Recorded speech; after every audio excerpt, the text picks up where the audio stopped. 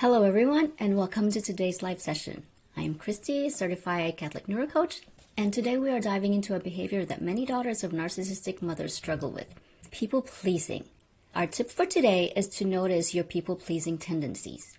If you grew up with a narcissistic mother, you likely learned early on that your worth was tied to making others happy, often at the expense of your own needs and desires.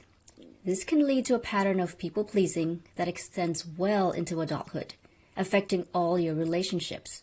So let's talk about how to notice those tendencies. Number 1, pay attention to your yes and no.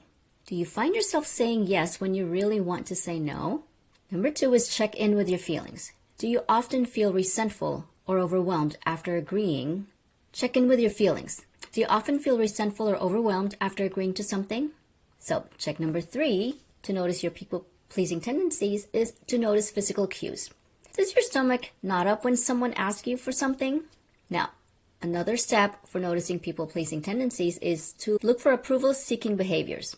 Are you constantly looking for validation from others?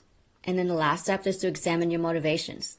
Are you doing things because you want to or to avoid conflict or gain approval? Now let's do a quick exercise. So think about the last time someone asked you to do something. Now ask yourself, did I really want to do this? How did I feel when I agreed? What was I afraid would happen if I said no? So just take a moment to reflect on this. And if you feel comfortable, share your insights in the comments. Now, if you've shared in the comments, thank you for sharing. It takes courage to look at these patterns honestly.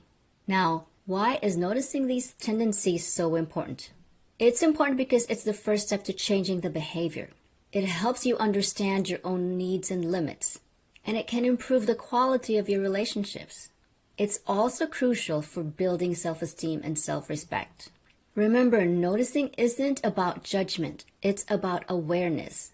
So be kind to yourself as you observe these patterns. They were survival strategies that helped you cope with a challenging childhood. But now as an adult, you have the power to choose new and healthier ways of relating. I do want to address something important though. As you start to notice these tendencies, you might feel scared or guilty. You might worry that if you stop people-pleasing, people won't like you anymore. I want you to know that this fear is normal, but it's not the truth. Authentic relationships are built on mutual respect, not one person constantly sacrificing their needs. If you find yourself struggling with deeply ingrained people-pleasing tendencies, you're not alone. This is a common experience for daughters of narcissistic mothers.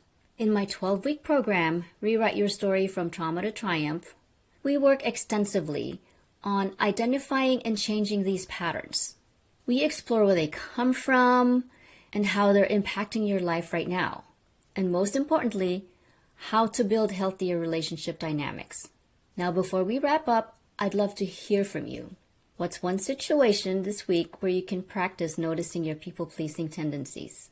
I'd like to invite you to share that in the comments if you're comfortable. So remember, you are worthy of having your needs met. Your feelings and desires matter just as much as anyone else's.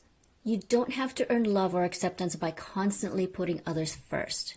No, please do not do that. Okay? So thank you for joining me today, and until next time. I will see you tomorrow at 12:30 p.m. Eastern Standard Time. Practice noticing those people-pleasing tendencies with compassion. And remember, it's okay to put yourself first. In fact, it's essential for your well-being and for building genuine and